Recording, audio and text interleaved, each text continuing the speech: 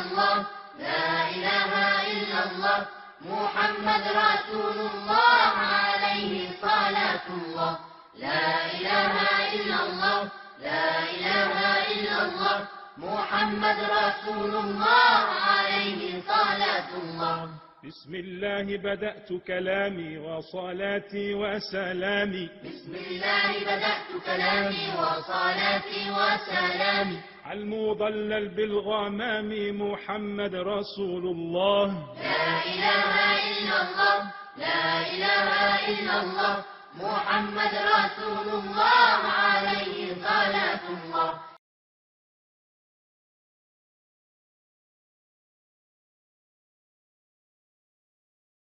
إن الحمد لله نحمده ونستعينه ونستغفره ونعوذ بالله من شرور أنفسنا ومن سيئات أعمالنا من يهده الله فلا مضل له ومن يضلل فلا هادي له نشهد أن لا إله إلا الله ونشهد أن محمدا عبده ورسوله صلى الله عليه وسلم وعلى آله وأصحابه أجمعين ومن تبعهم بإحسان إلى يوم الدين رب اشرح لي صدري ويسر لي أمري واحلل عقدة من لساني يفقه قولي صدق الله العظيم. Assalamu alaikum. Aziz dostlar, qadirlik televiziya ko'rguvchi mehmonlarimiz, Payg'ambar alayhissalatu vassalamning sirasi haqidagi programlarimizni davom qildirmoqchi. Bugungi program o katta vaqa, o katta hodisadan burunqi ahvollar to'g'risida. Katta vaqa, katta hodisa bo'lsa, osmonning zamin bilan birlashishi. Koinotning yaratquchisi bo'lgan Alloh subhanahu va taolo osmondan yer yuziga rahmatini nozil qilishidan burunqi ahvollar haqida yana to'xtalib o'tmoqchi. Boshqa bir ifoda bilan Payg'ambarimiz Muhammad Mustafa sallallohu alayhi va sallamga Alloh subhanahu va taolo vahiy qilishdan burunqi vahiyning ishoratlari, vahiyning alomatlari haqida to'xtalib o'tmoqchi. Payg'ambarimiz Muhammad Mustafa sallallohu alayhi va sallamga vahiy nozil bo'lishdan burun onunğa bir qanchalagan hadislar bo'g'aplab o'tgan. Har qanday bir katta bir voqeadan burun, katta bir ishdan burun onun muqaddimalari, onun oldida bo'lib o'tadigan ishlar bor. Bu go'yo nihoyat cho'ng qimmatlik katta bir odamni kutib olish uchun o kishiga tayyorlanadigan tayyorliqlardan iborat desak bo'ladi. Shundaqla Payg'ambarimiz Muhammad Mustafa sallallohu alayhi va sallam 40 yoshlarga yaqin bo'lgan zamonlarda Payg'ambar alayhisolatu vasallamga favqulodda odatda ko'rilmagan ba'zi hodisalar ko'rilgan Payg'ambar alayhisolatu vasallamda. Biz bu haqda to'xtalib o'tmoqchi. Ya'ni Payg'ambar alayhisolatu vasallamga vahiy nozil bo'lishidan ilgirki payg'ambarlik ishoratlari haqida. Payg'ambarlikninki kelishidan bishorat beradigan hodisalar haqida to'xtalib o'tmoqchi. Bu hadislardan birinchisi olimlarimiz shuni tasbih qilib chiqqan ekanki, fil vaqasi, ya'ni Payg'ambarimiz Muhammad Mustafa sallallohu alayhi va sallam şu pil vakası yılda dünyaya kelganligi uchun olimlarimiz şu pil vakasida Abrahaning hujumlaridan Ka'bani saqlab qolganligi, kelgusida Peygamberimiz Muhammed Mustafa sallallahu aleyhi ve sellem'nin keladiganligi, bu Peygamberimiz Muhammed Mustafa sallallahu aleyhi ve sellem'nin ki daveti Mekke'den ve bulup Ka'ba'nın işinden başlaganliginin bir bisharatıydı. Şunun için Allah subhanahu ve taala Abraha'nın ki askerlerini mağlup kılıp, ularını qoğlab, Mekke'ne ve Ka'ba'ni saqlab qilib, Peygamberimiz Muhammed Mustafa sallallahu aleyhi ve sellem'nin kelişiga tayyorlagan degan ko'z qarashlarda bo'lgan olimlarimiz. Yani Peygamberimiz Muhammed Mustafa sallallahu aleyhi ve sellem dunyoga kelishdan burun mu bazı bir hadiseler o Peygamberimiz Muhammed Mustafa sallallahu aleyhi ve sellem'nin kelişidan bisharat berdiganligini ifodalaydi. Endi Peygamberimiz Muhammed Mustafa sallallahu aleyhi ve sellem dunyoga keldi. Dunyoga kelgan vaqtida qanday hodisalar yuz bergan desa, bu hadislardan birisi Peygamberimiz Muhammed Mustafa sallallahu aleyhi ve sellem dunyoga kelgandan keyin ham Kisra'nınki, yani Pers imparatorluğununki qasr saroylaridan 14 ayvonninki tepasidan tushib ketganligini rivoyat qilinadi. Peygamberimiz dunyoga kelishimalla bu Kisra'nınki saroydan, yani poytaxt bo'lgan saroydan 14 ayvonninki tepasidan tushib ketganligi rivoyat qilinadi. Boshqa bir rivoyatlarda minorasi, yani muna tushib ketgan degan gaplar bor, ammo ayvon deb aytamiz buni. Buni olimlarimiz Kisra'nınki, yani Pers imparatorluğununki igi bo'lgan, şunun mülkida bo'lgan, imparatorluqning mülkida bo'lgan 14 bölgeninki Pers imparatorluğunun qulidan chiqib ketadiganligining bisharati edi deydi. Bulardan 10'u İslam kirishdan burun Pers imparatorluğununki qulidan chiqib ketgan Rim imparatorluğu bilan bo'lgan urushlarda. Keyin Peygamberimiz Muhammed Mustafa sallallahu aleyhi ve sellem'ga vahiy kelib, keyin bu Pers imparatorluğu fath qilingan vaqtida onunki qolgan 4 viloyatimi İslamiyatga kirganligi, fath qilinganligi, uning chiqib ketganligi, Persninki tamamen imparatorluğu vayron bo'lganligini ifodalaydi. Demakchi. Yana rivoyatlarning birida Peygamberimiz Muhammed Mustafa sallallahu aleyhi ve sellem dunyoga kelgan vaqtida şu Pers imparatorluğununki tarixdan biri o'chab boqmagan o'ti, yani ateşe o'chab ketganligi. Hammamizga ma'lumki, Perslar, yani Eronliklar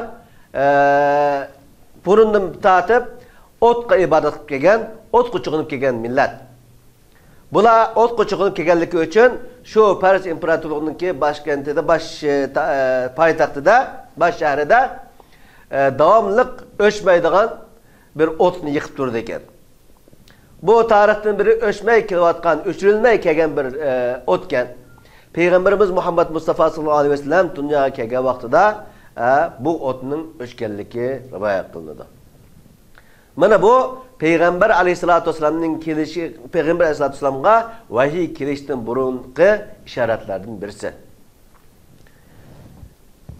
İkinci ishorat bo'lsa, Peygamberimiz Muhammed Mustafa sallallahu aleyhi ve sellem'nin Halime Sa'diyaga birleşi vakasida bo'lib o'tgan. Ki Halime Sa'diya radıyallahu anha o'zi rivoyat qildi. Deydi ki, biz Peygamberimiz Muhammed Mustafa sallallahu aleyhi ve sellem'ni beqishqa elishdan burun biz nihayeti kambag'al bir aile idik. Hatta bizning minadigan eshikimiz mi shundaq avara bir eshakdi. Mekke'ga biz yetim bolalarni elib kelish uchun, Mekke'ga berib bolalarni qaytarib kelish uchun borgan vaqtimizda bizningki meni olgan eşikim başka ayollarning hammasining oqisida qolib qolgan. Mağamağantı çünkü acizliqidan. Keyin Peygamber Aleyhissalatu vesselam'ni elib mağandan keyin bu eşekке nayetli eşekке can kirib bile bağan ayollarning burun oldida yugurib mağanliqini, hatta ayollar bile bağan ayollar vay sana nima bo'ldi bu eşeking bundaq küçüyüp ketdi-go deganligi.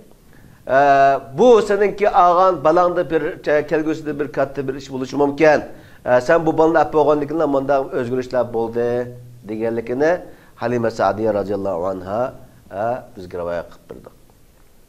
Yana Halime Sa'diye radiyallahu anha'nınki oltağan jire yani Yeza'da bir çölde bir yerde yaşaydı.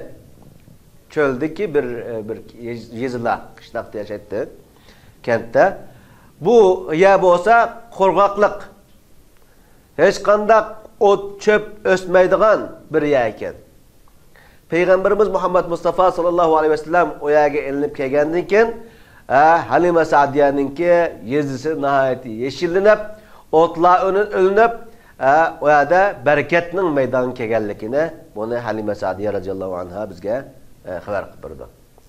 Yana Halime Sa'diye'ninki eğitip birişice bizninki koyularımız, elçilerimiz, tügüllerimiz baydı.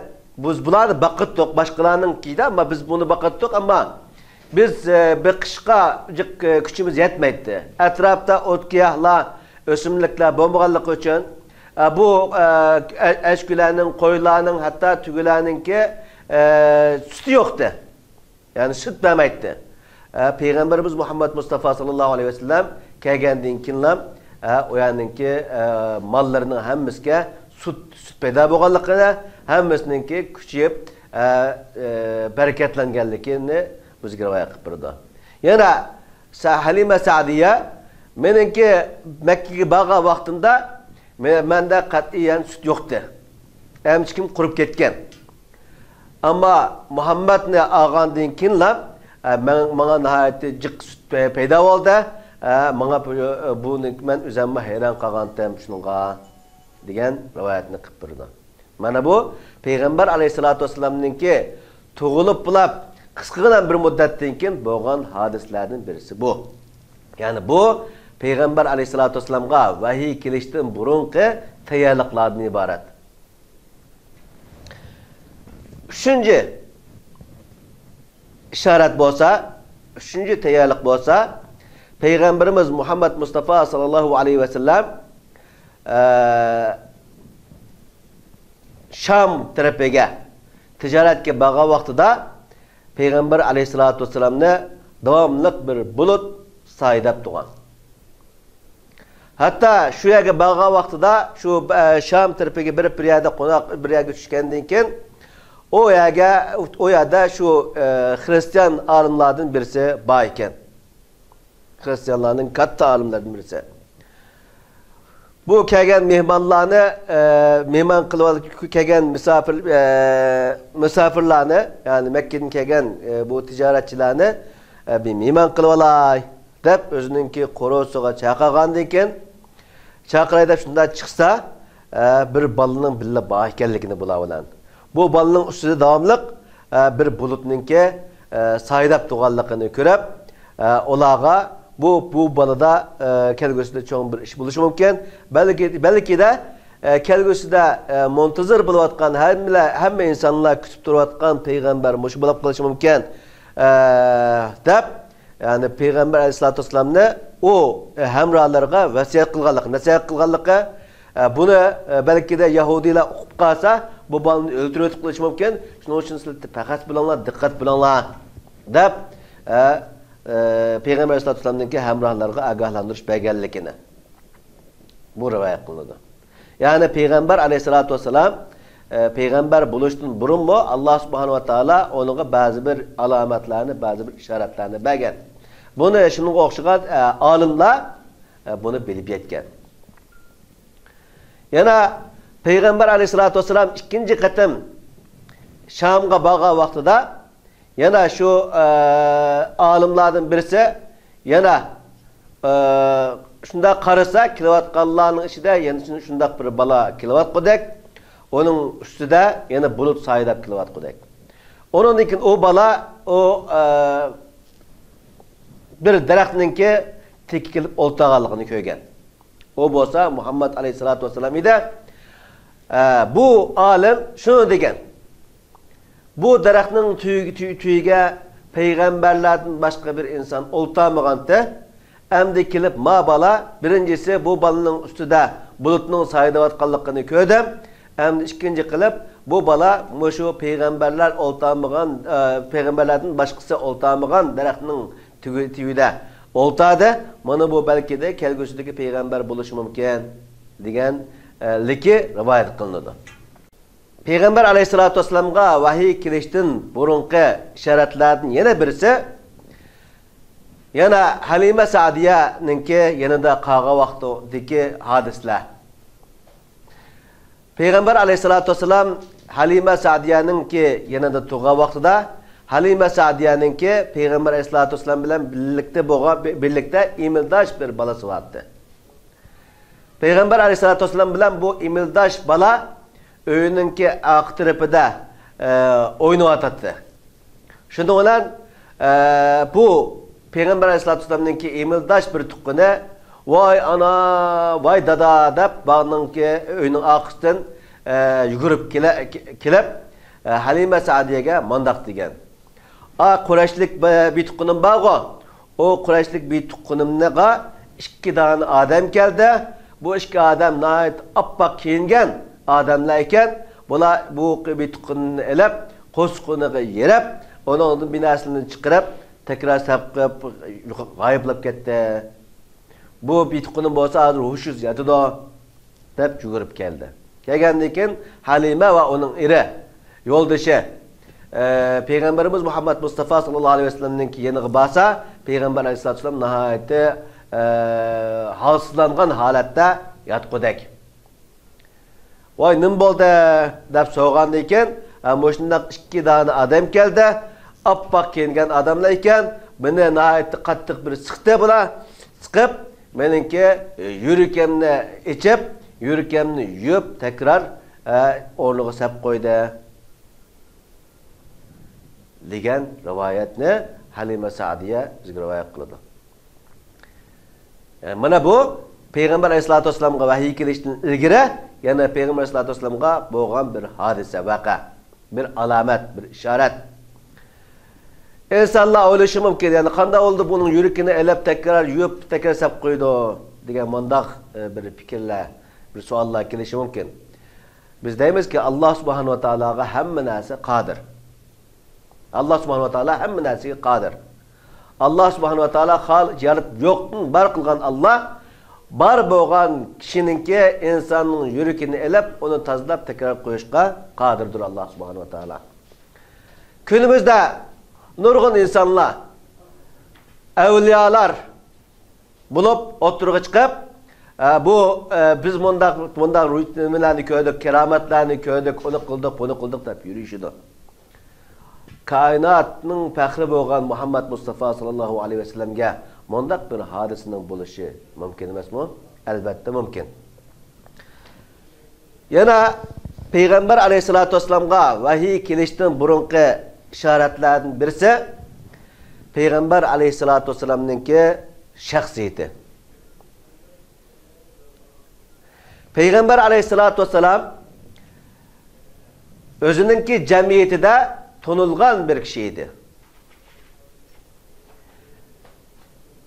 Peygamber aleyhissalatu vesselam cemiyetinde es-sadiqul amin, rastçıl, amanetke xiyrak kılmaydıgan, sözüde turduğan bir adam deb tanıladı. Peygamberlik bolsa, aşında kavminin içinde rastçıl deb tanılgan, amanetçi deb tanılgan bir kişiye birleşi lazım. Bütün Mekke'nin içinde, Mekke şehrinin içinde Muhammed dese, As-Sadık'l Amin deb tanılgan bir zat bo'lganligi onunki kelgusida bir payg'ambar bo'lishininki ishoratlaridan birisi. Hammadan muhimi bu bo'lishi lozim deyman men. Ya'ni boshqa odatdan tashqari ishlarning bo'lishi mumkin. Ammo eng muhimi payg'ambarlik kelishdan burungi eng muhim bo'lgan ishorat, alomat bo'lsa, payg'ambar alayhisolatu vasallamning shaxsiyati. Payg'ambar alayhisolatu vasallam shunda qavmining ishida tulg'anligi uchun Alloh subhanahu va taolo uni tanlagan.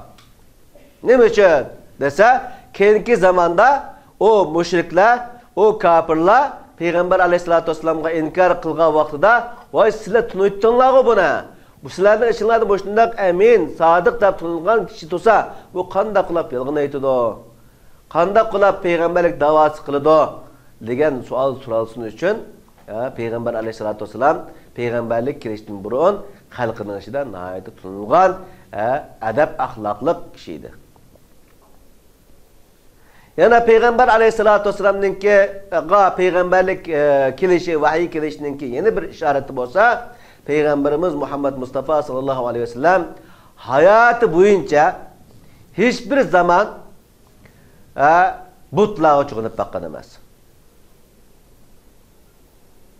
Kichigidan boshlab bu butlardan yiroq holatda, butlarga cho'qinishdan uzoq holatda yashagan. Aqldanmi, ko'ngildanmi o'tkazib bakmagan bu butlar qanday, butlarga cho'g'inib baksak qanday bo'lar, buni ibodat qilib baksak qanday bo'lar deydigan mundaq bir fikrnimi ko'ngildan o'tkazib bakkan emas. Mana bu payg'ambar alayhisolatu vasallamningki ta tug'ilgan vaqtidan tortib payg'ambar bo'lgan qadar, ya'ni saf pak holatda saqlanib qolganligi, ya'ni payg'ambar alayhisolatu vasallamningga payg'ambarlik kelishininki ishoratlardan, alomatlardan birisi. Yana payg'ambar alayhisolatu vasallamningki hayotida davomli hayo bilan yurganligi. Hayoliq payg'ambar, hayoliq kishi deb tanilib kelganligi. Hatto payg'ambar alayhisolatu vasallamningki sahobalari keyin rivoyat qilgan rivoyatlarida payg'ambar alayhisolatu vasallam hatto payg'ambar bo'lishdan burunmi insonlar bilan bulab qolsa, bir yerga mangsa, o'zininki tarati qistab qolsa, yaqin yerlarda tarat qilmasdan, balki de uzoq joylarga borib, insonlar yo'q yerda, adam ko'maydigan yerga borib tarat qilib kelganligini buni rivoyat qildi. Mana bu payg'ambar alayhisolatu vasallamningki payg'ambar bo'lishdan burun pak, hayoliq bir zat ekanligininki namoyandasiki vahiy degan mushundaq pak odam keladi. Yana payg'ambarlik kirishdan burungi payg'ambar alayhisolatu vasallamga ko'rilgan hadislardan birisi, yana birisi shuki, payg'ambar alayhisolatu vasallam Madinadagi vaqtida shu gapni qilgan. Men payg'ambar bo'lishdan burun bana daraxtlar, taşlar salam beretdi degan. Yani payg'ambar alayhisolatu vasallam payg'ambar bo'lishdan burun payg'ambar alayhisolam qaysi bir daraxtning yeniga borsa, qaysi bir taşning yeniga borsa, o taşdan sada kelatdi, o taşdan, o daraxtdan sada kelatdi. Assalomu alayka ya Rasulullah deb, yani payg'ambar alayhisolatu vasallamga salam berganligini. Hatta payg'ambar alayhisolatu vasallam Madinadagi vaqtida Madinadan Makkani fath qilib kelgandan keyin menga har zaman salam beradigan bir daraxt bordiki, bu daraxt mana musho deb daraxtni ko'rsatganligi. Boshqa bir rivoyatda, ya'ni menga salam beradigan bir tosh var, nihoyat muayyan, ma'lum bo'lgan bir tosh var, o toshni men sizlarga ko'rsatib qo'yay deb payg'ambar alayhisolatu vasallam sahobalarga o toshni ko'rsatib qo'yganligini bu rivoyat qilinadi. Yani payg'ambar alayhisolatu vasallamga payg'ambarlik kelishdan burun bu taşlar, daraxtlar salam beradi. Mana bu payg'ambar alayhisolatu vasallamga payg'ambarlik kelishdan burungi ishoratlar, tayyorliqlar.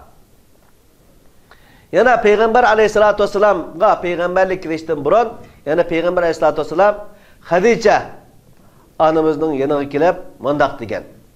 Ey Xadicha, men shundaq aydınlık holatda ko'zimga shundaq nurliq bir narsa ko'rinadi. Nurliq bir narsa ko'rinadi. O nurning ichidan menga salom berildi. Menga balki de men saranglab qoldimmi yoki menga jin alishib qoldimmi? Deb Hadicha radhiyallohu anhaning yoniga kelgan. Hadicha radhiyallohu anha nima degan? Hadicha radhiyallohu anha ya sen her gün saran buluşun yoki sana jin alışıp qolishi mumkin emas ey Muhammad. Nima uchun? Sen bo'lsang tuqqanlaringga sizlar ham qiladigan, qat'iyan yolg'on so'zlamaydigan, omonatlarni to'liq ado qiladigan kishisan. Mushundaqlar bo'lgan kishiga ne jin alish oldu, ne saran bo'lib qoldi o inson degan.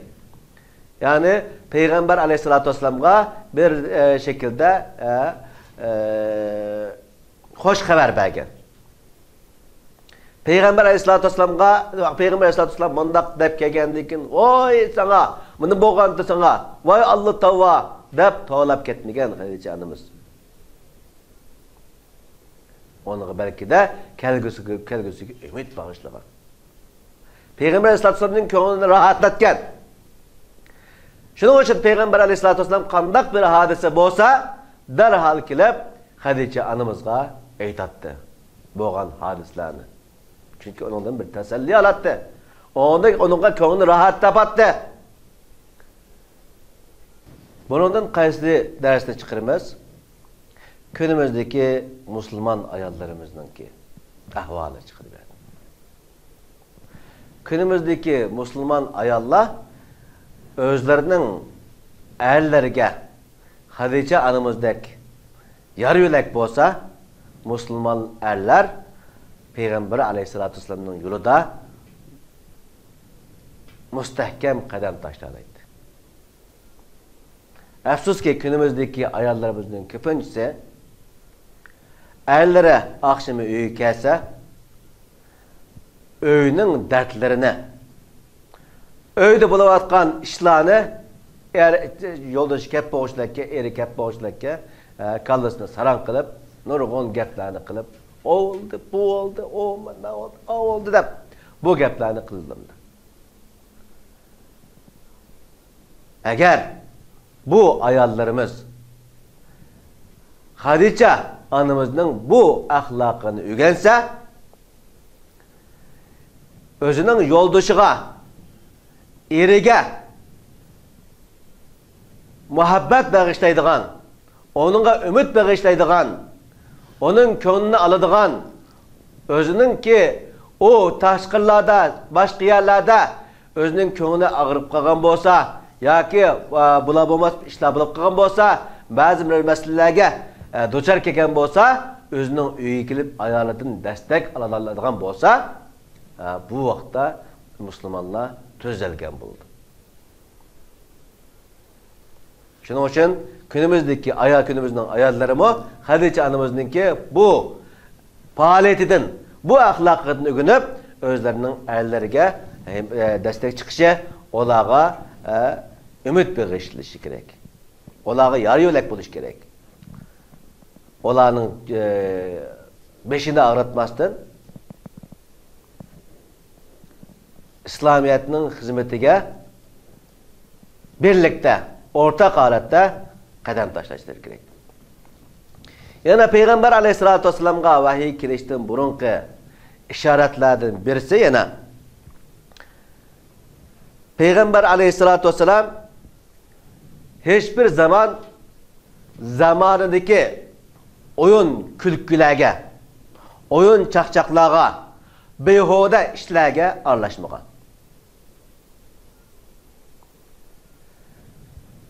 Peygamberimiz aleyhissalatü vesselam yaş vaqtida Mekke'nin içinde şairler bazırvattı.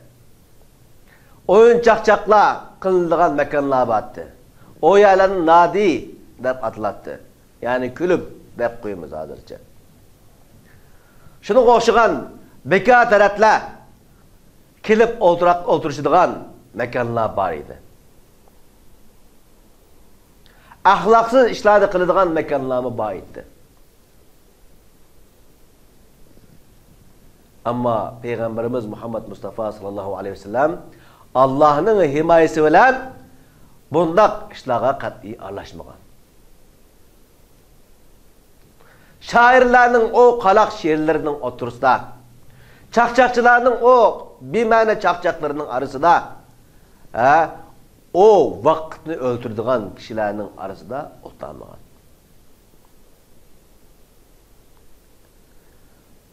Chunki Alloh subhanahu va taolo payg'ambarimiz Muhammad Mustafa sallallohu alayhi vasallamni bundaq so'rinlardan, bundaq majlislardan pak qilgan. Günümüzdeki musulmonlarmi payg'ambar alayhisolatu vasallamninki bu hayotidan dars olib, günümüzdeki o'yin chaqchaqlarga, günümüzdeki behuda ishlarga va vaqt o'ltirishga qatilmaslik kerak. Buni o'rtaq bo'lmasliklari lozim. Ba'zi bir kishilar o'zi musulmon gap qilsa, İslamiyatdan gap qiladigan insonlar qachonlar qarasa, ashundaq o'yin chaqchaqlar bo'lgan yerlarda, o'yin maydonlarida, hatto ba'zilari choyxonalarda, qahvaxonalarda o'tirishib, o'yinlarni o'ynashadi. Voy, sen nima ish qilsa qarindishim bu yerda? Desa, nima deydi desa, beka vaqt o'tkazyapmiz. Yoki vaqt o'ltiryapmiz bu yerda. Deydi. Acayip. Bir aqlliq inson, bir aqli joyida, hushida bo'lgan bir inson qanday qilib o'zininki vaqtni o'ltirish nima deganlik?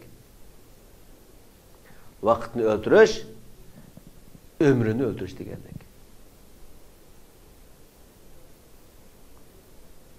Bir musulmonga yarashamdi bu.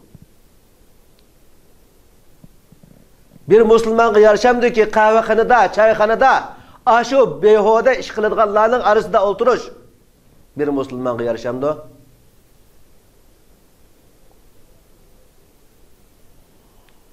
Sen bir behuda ishlarga aralashib, o qahvaxonalarda, o choyxonalarda o'tirsan, o'zingning oilangga qaramaysan, Müslümanlar cemiyetinin ne buluvatı da onunla karın yok senin. Özağının mesuliyetini unutsan. Ve akar deydi kendisi. Deysen ki, vakt öküzüme.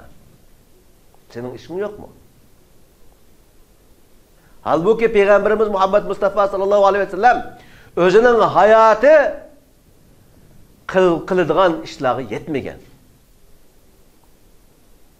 Günlük hayatıda qiladigan ishlar o'zining hayotining ko'p bo'lg'achqa bir ishlarni qo'llab o'tib ketgan. Musulmonlar mu shundaq bo'lish kerak? Sahobalar mu shundaq edi? Sahobalar mu o'zining hayotida qilgan ishlar hayotining ko'p qildi.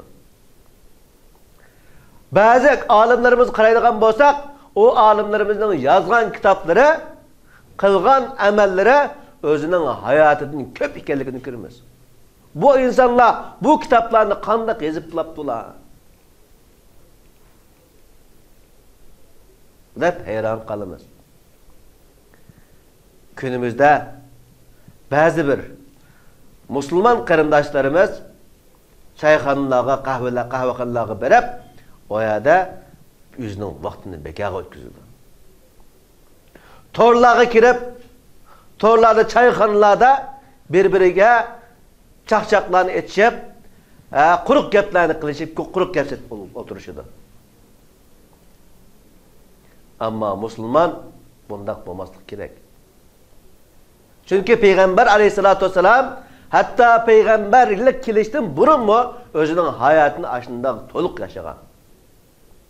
Onun uchun biz musulmonlar bu masalada agah bo'lishimiz, sagak bo'lishimiz, uyqumuzni o'rganishimiz kerak.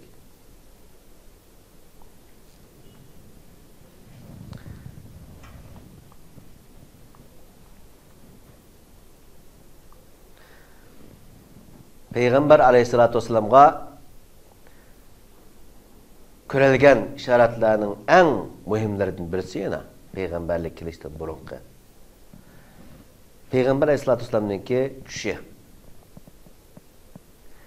Yani Peygamber aleyhissalatu vesselam düş görse o düşne güya 14 günlük aydek küretti.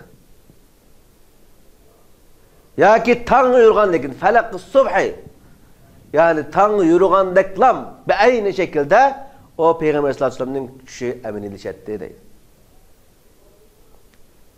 Bütün peygamberlerinki düşleri şundak. Düşlem köygen bolsa onunki eminiyeti meydan kıldı. Peygamber aleyhissalatu vesselam'ın mı peygamberlik kilişten burun aşındak düş görse düşü aynı şekilde oturup çıkarttı, eminiliş etti. Mana bu Peygamber aleyhissalatu vesselam'a vahiy kilişten burunqı işaretlerden birisi bu.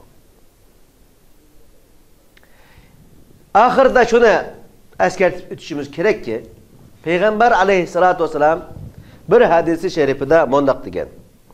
"Law kuntum kema takunun 'indi lasafahatkumul malaikatu ala furashikum aw ala turiqikum."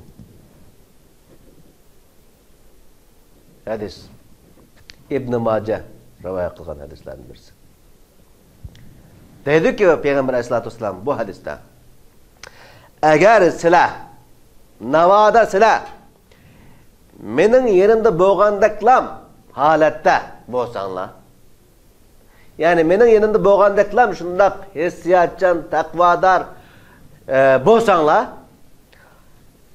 elbette periştiler sizler yataqınlarda tursanlarmı yoki yolda yürüsanlarmı periştiler sizler bilen köreşken bulattı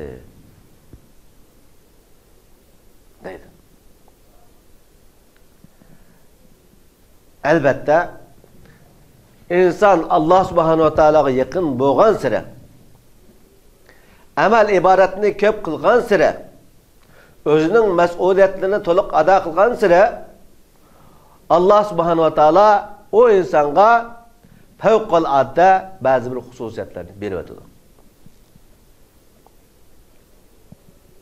Buna keramet deb ataymiz.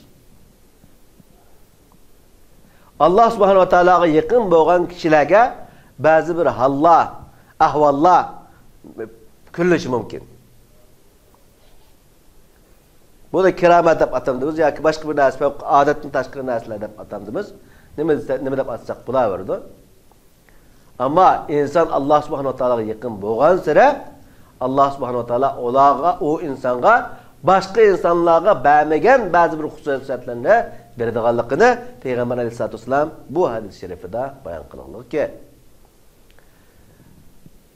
günümüzde mu insanlar özünün mesuliyetini to'liq ado qilsa Allah subhanahu wa ta'alaga bo'lgan ibodatlarda ixlos qilsa Allah subhanahu wa ta'ala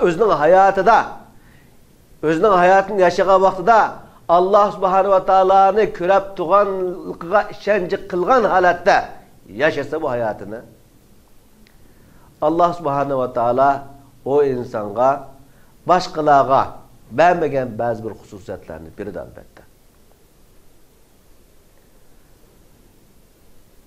Ama bu keramet buldu, boşundaq hadisler buludu deganlikdan hamma adamga buludu deganlik emas. Bunu tushunishimiz lazım. Günümüzdeki bazı bir azgın tarikatkiler akidesi yok. Tutkan yolu Peygamber aleyhissalatu vesselam'ın yolu emas. Kur'an yolu emas. Boğan kişiler hatta Allah subhanahu wa ta'ala'nı tanımaydıgan insanlardan kerametler köreldi. Bu oldu değildi. Bu hemmesi kurukken. Çünkü kerametli birincisi keramet egesi. Bundak fevkalade hadisler boğan insan özü uqmay qilib qoladi. Birincisi bu.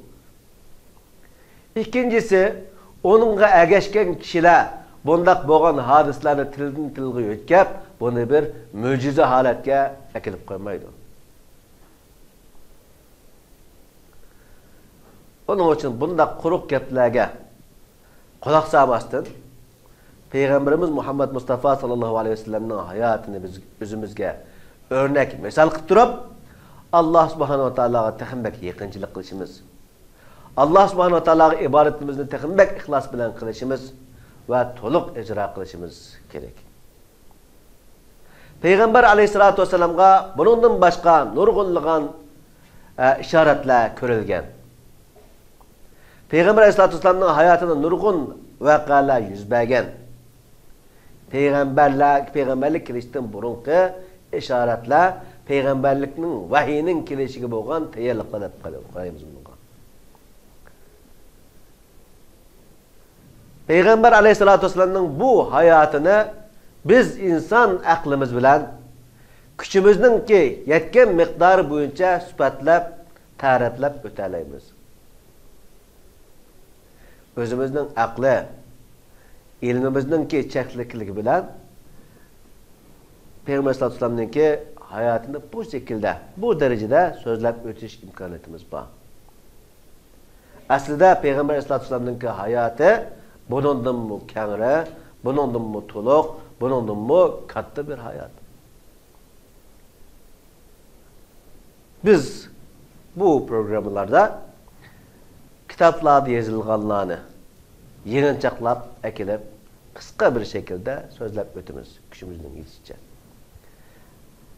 Agar bu voqealarni Peygamber sallallohu alayhi vasallamning siyrasini texinbek to'liq bilishni xohlaganlar bo'lsa, kitaplarga murojaat qilish kerak. Faqatlan bizning degan gaplarimizga, bizning qilgan so'zlarimizga buning bilan kifoya qilmasdan kitaplarga qarash kerak. Asli qaynaqlarga, asli manbalarga qaytish kerak.